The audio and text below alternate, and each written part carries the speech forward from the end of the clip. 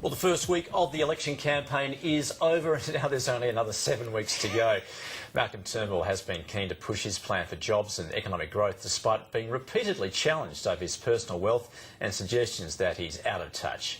Liberal frontbencher Josh Frydenberg is among those looking to be returned in his Victorian seat of Kooyong, and he joins us now. Good morning to you. Good morning. If I could begin by going to some news that we've had coming in this morning in regards to the Medicare rebate freeze. The Australian Medical Association has announced that it will be launching a campaign to see that freeze lifted. We understand that the expectation is that freeze will stay in place until 2020. Why does the freeze need to stay in place for that long?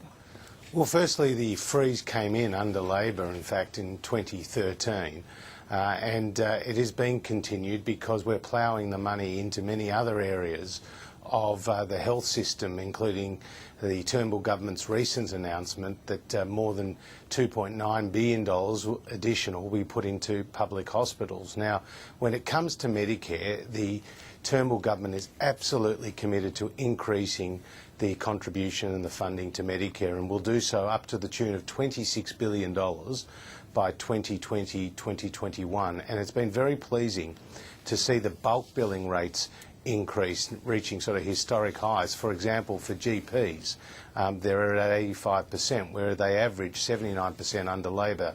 So we think we've got the balance right. We're trialling a whole lot of new innovative ways to deal with people with chronic illnesses in their homes by tasking the GPs to take responsibility for particular patients.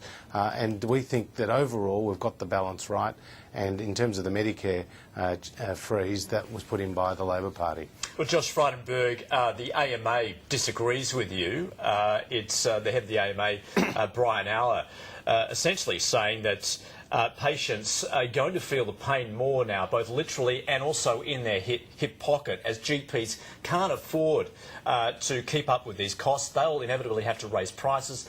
They'll be passed on to patients, but in fact some doctors may stop bulk billing altogether.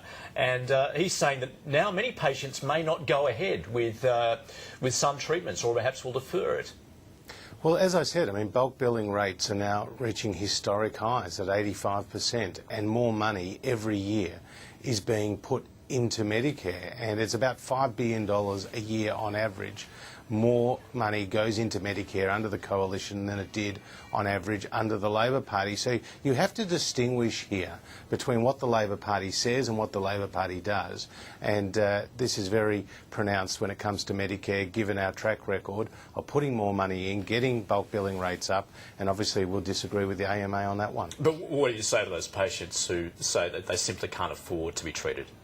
Well, we say you can be afford to be treated. We will ensure that you will be treated, and that's why in every aspect of the health system we're providing greater support each and every year. I mean, just today the Prime Minister is going to make an important announcement about diabetes funding, so to help 4,000 young people to avoid 10 to 15 different pricks every year, insulin pricks, by ensuring that they'll have these mobile monitoring systems for their glucose. I mean, we're going to make a number of important health announcements over the course of this campaign, and when it comes to Medicare, look at the extra funding that we have put in each and every year.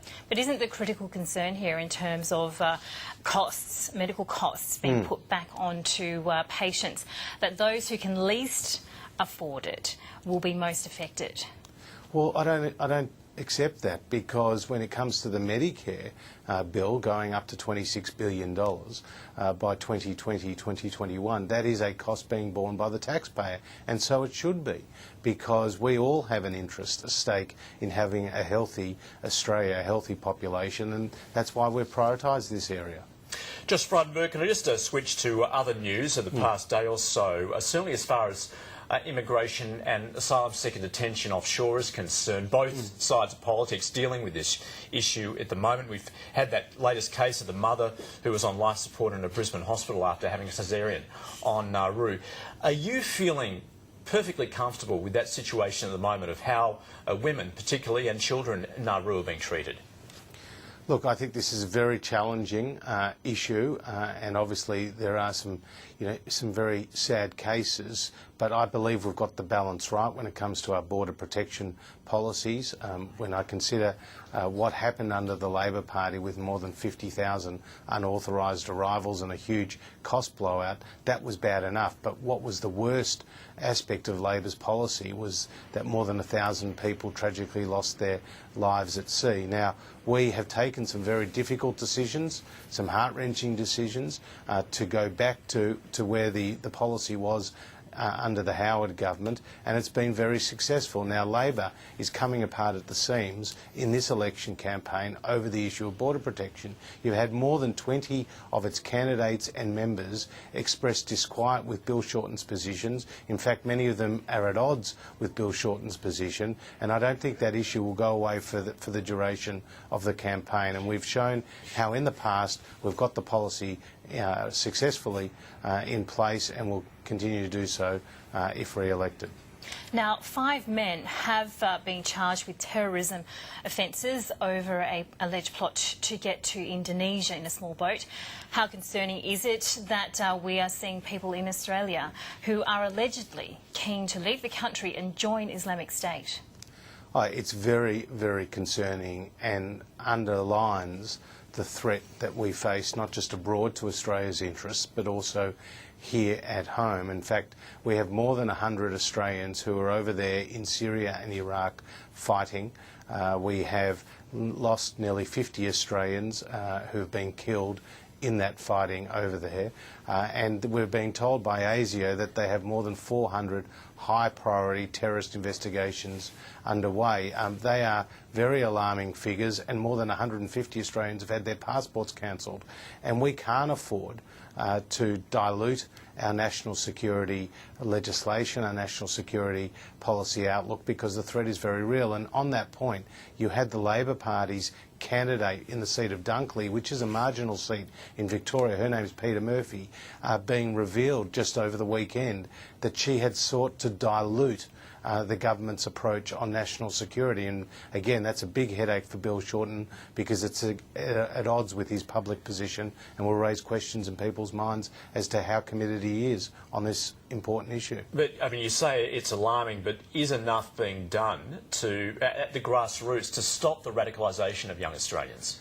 I think a lot is being done. Whether more can be done is a question for the relevant authorities. But a lot of money, a lot of time, a lot of effort, a lot of expertise is being deployed so that these young people are not put in a position where they are vulnerable to being hypnotised by the lure of these criminal groups, these terrorist groups like ISIS.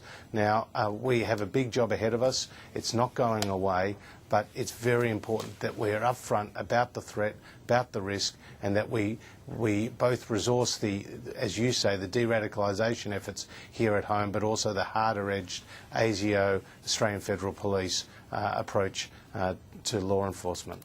Well, Josh Frydenberg, can I also turn our attention to a Labor announcement this morning promising to give swimming lessons to every primary school student. Will the Coalition support this?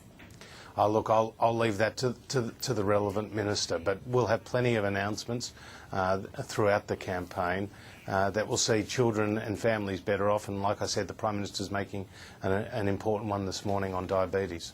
All right, and just before you go, Josh Frydenberg, 1 week of the campaign down, it's still a long way to go. It is. Now, we've seen in just the past week, Peter Credlin, former Chief of Staff for former Prime Minister Tony Abbott, of course, calling Malcolm Turnbull Mr Harbourside Mansion. Labor is obviously keen to portray him as a man, as a Prime Minister out of touch. Does he need to re-image, if you like, to perhaps distance himself from that image and perhaps be more accessible and more a man of the people, if you like? I think Malcolm Turnbull is extremely accessible if you just watch him walking through the crowds in the various cities that he's visited over the course of this campaign. He's been a well-known public figure in Australia for many, many years on many, many issues. And as Prime Minister, I think we can be very proud of his success before going into politics in the business world, because this is a person who understands the importance of creating jobs, welcoming investment into our country and, you know, spurring on economic growth. That compares to Bill Shorten, who's been a union organiser his whole life, and dare I say it, there have been some big question marks over his time in that role. So I would much rather be having Malcolm Turnbull at the helm with that level of background that shows that he understands the business community, but also that he's a self-made person. Josh Frydenberg, Minister for Resources, Energy and Northern Australia. Thank you very much for the time to speak to us this morning. Thank you. Nice to be with you. Thank you.